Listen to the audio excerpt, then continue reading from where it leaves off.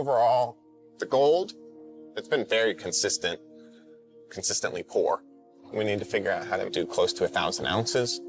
Parker Schnabel is facing one of the most challenging seasons of his mining career. Right from the beginning, his operation has been plagued by logistical issues, forcing his team to work non-stop for 4 straight months.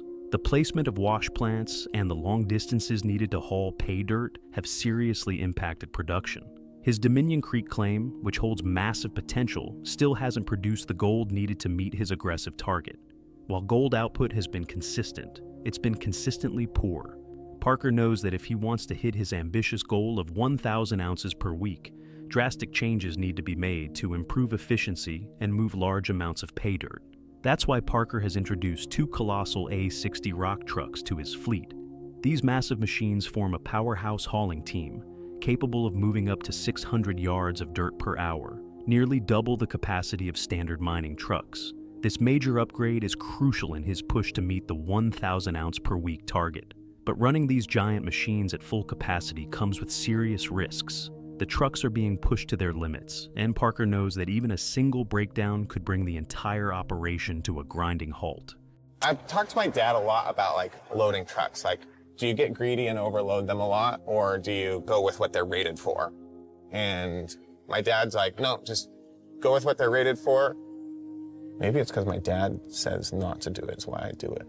Despite this, he's willing to take the risk to keep production moving at full speed.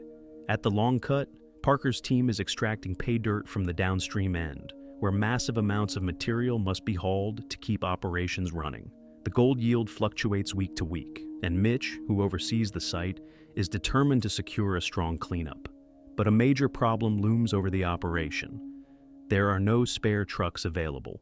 Parker refuses to divert resources from other projects, meaning production must continue with the existing fleet. This puts immense pressure on both the crew and the equipment, as the operation has to run 24/7 to stay on track. Parker knows that to maximize efficiency, he has to take risks. Despite his father's advice to always follow manufacturer load ratings, Parker admits he often does the opposite. He deliberately overloads the trucks in pursuit of maximum efficiency, pushing them beyond their recommended limits. At the start of the season, Parker had set his sights on mining 10,000 ounces of gold. However, after multiple setbacks, he has now lowered his expectations to at least 8,000 ounces.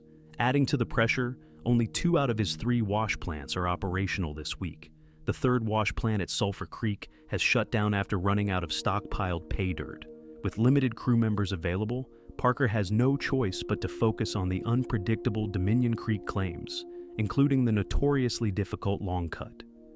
They're pulling the pay dirt from the downstream end of the long cut, and we got a lot of material that's got to make it up to Roxanne to keep it running.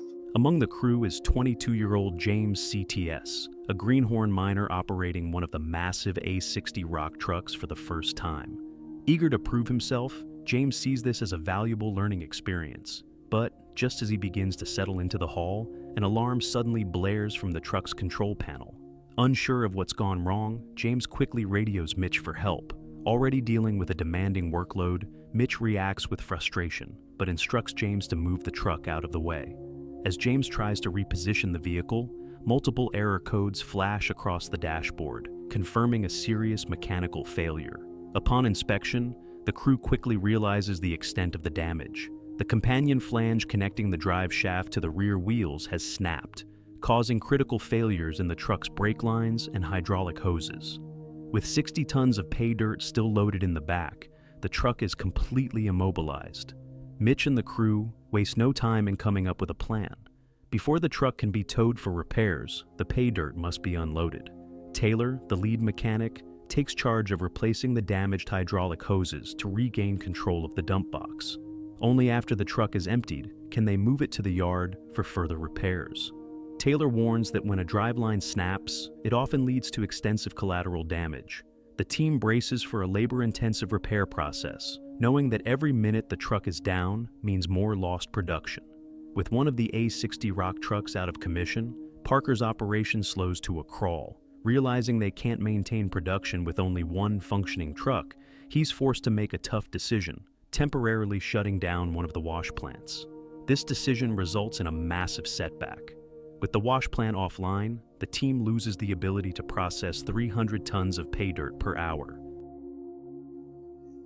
Hey, we're gonna shut this thing down. We can't keep up with only one truck here, so let's just let her run out of dirt. We'll turn her off.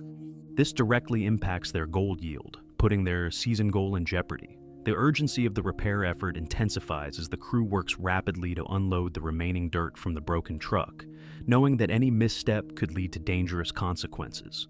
One team member warns that a mistake could cause a deadly collapse of material, making precision and caution more important than ever. Tensions rise as Mitch pushes for a quicker resolution.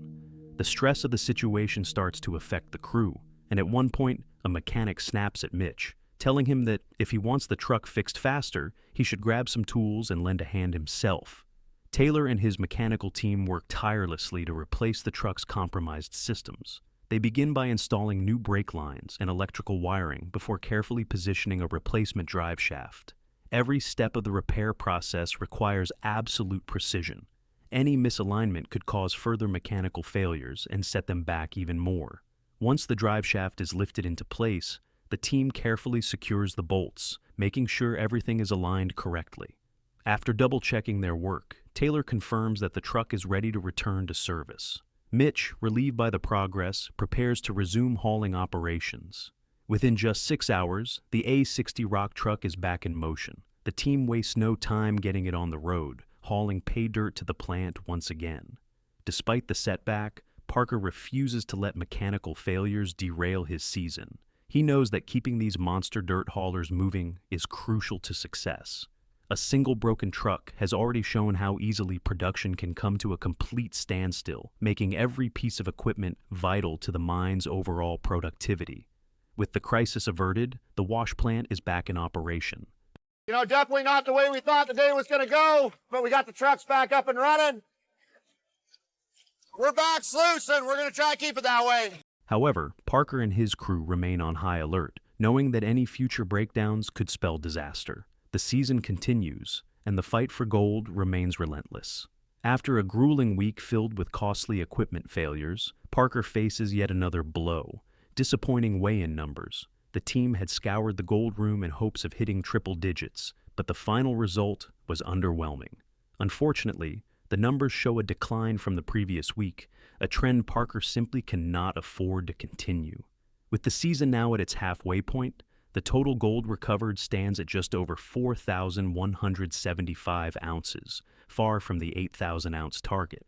Parker acknowledges the milestone, but knows that 2 consecutive weeks of declining numbers are a serious cause for concern. He makes it clear that the team must ramp up production immediately if they have any chance of meeting their season goal. Parker's relentless pursuit of efficiency has always come with a cost. Overloading the A60 rock trucks has significantly increased hauling capacity, but it also puts extreme stress on the equipment. His father's warning about sticking to manufacturer load limits wasn't just a precaution. It was based on years of experience.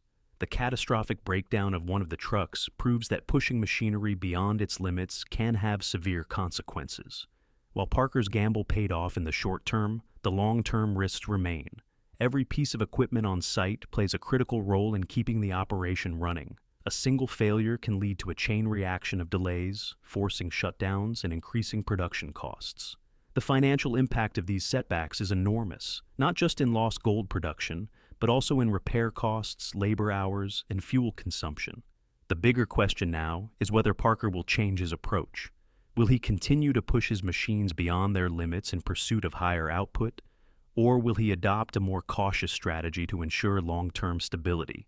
With the season's success hanging in the balance, every decision he makes could determine whether he reaches his 8,000-ounce goal or falls short. Before heading off to continue overseeing operations, Parker bags the gold and emphasizes the urgency of improving results. The crew understands the reality of the situation. There's still a long road ahead, and time is running out. Every ounce mined in the coming weeks will be critical to achieving their season goal. With mounting pressure and little room for error, Parker and his team must give everything they have to turn things around. The fight for gold is far from over.